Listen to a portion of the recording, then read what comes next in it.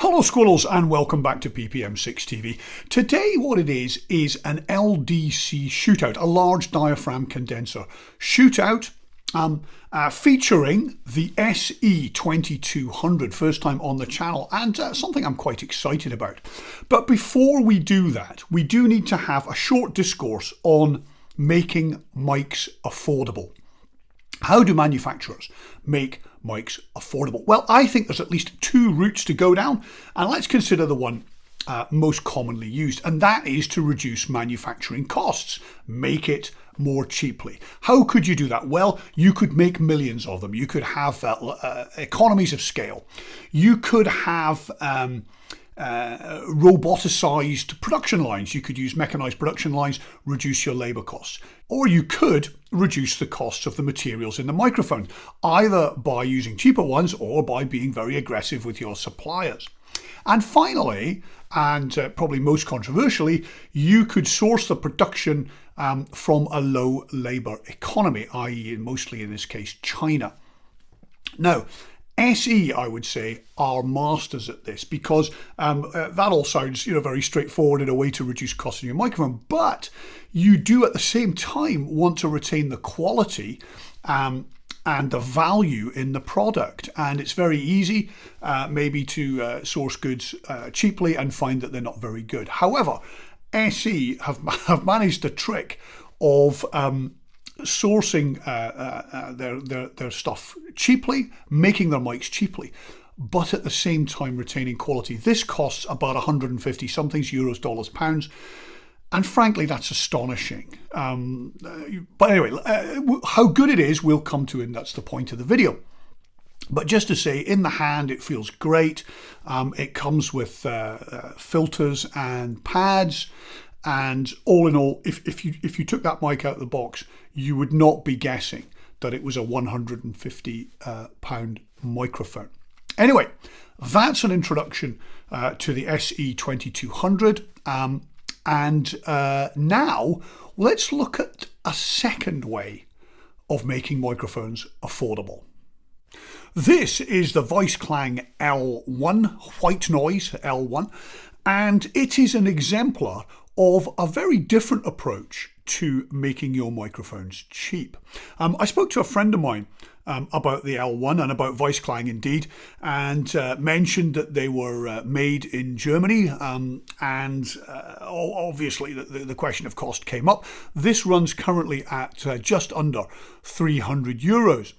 And when I described the microphone to him, and he's forgotten more about microphones than I'll ever know, he said, well, if they went through the normal channels, that would be a £1,000 euro dollar microphone.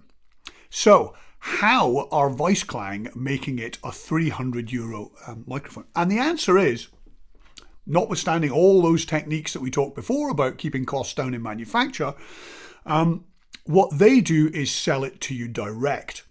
So I bought the microphone from WeissKlang in Germany direct, and that means there is no distributor. So there's no UK-based company who are distributing the microphones, and there is no retailer.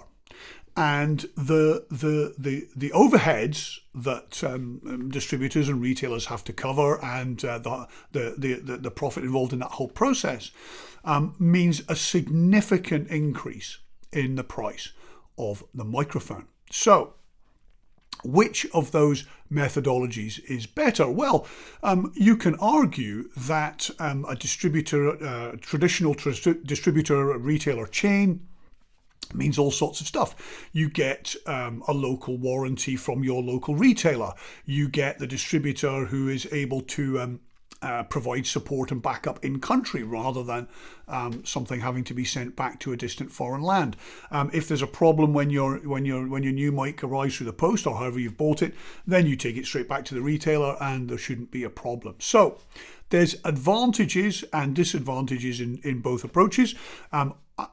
Personally, I feel that the opportunity to buy something handmade in Germany, whether that's just my conceit, I don't know, but that seems to me like a very positive thing, notwithstanding, I think, SE's mastery of the other approach. Now, the purpose of this video is for you to have a listen to both of them and decide which you like best, because I'm not going to tell you what I think. I like to hear what you think. So what we'll do next is a little bit of off-axis before we wrap.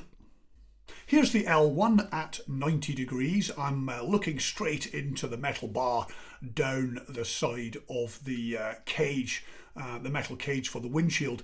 And obviously cardioids, because both of these mics are fixed pattern cardioids, do vary in their width. And but also what we're listening for here is the off-axis pickup, because sometimes the off-axis polar diagram can introduce problems into off-axis sound.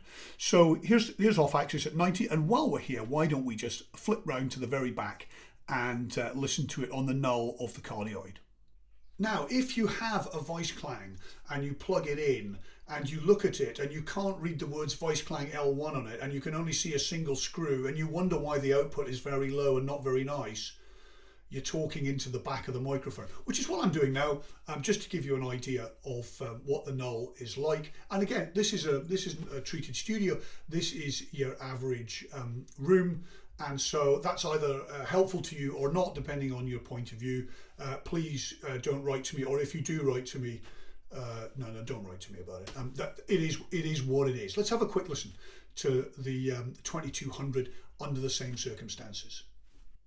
So talking into the side at 90 degrees to the SE2200.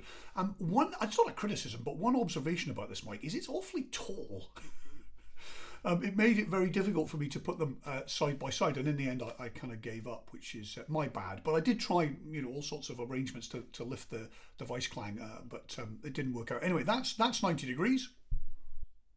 And this is the back of the SE2200. And again, if you can't see any writing and you can't see any switches and you're wondering why there's low output, you're talking into the back of the microphone. Or maybe you're talking into the top, because I should have said, it's probably obvious, but these are both side address microphones. So, time for the wrap. Now, there's a nice neat multiple, which is that the SE2200 is roughly half the price of the L1. Is the L1 twice as good? Is it? I'll leave that for you to think about. And presumably you won't make a decision based just on one video on YouTube. But I think there's lots of positivity here. One, that you're able to get something from Germany for such a fantastically low price. And two, the SE continue to hit it out of the park at prices that are frankly a giveaway. But anyway, you decide, leave it all in the comments, do subscribe, it does help. See you again soon.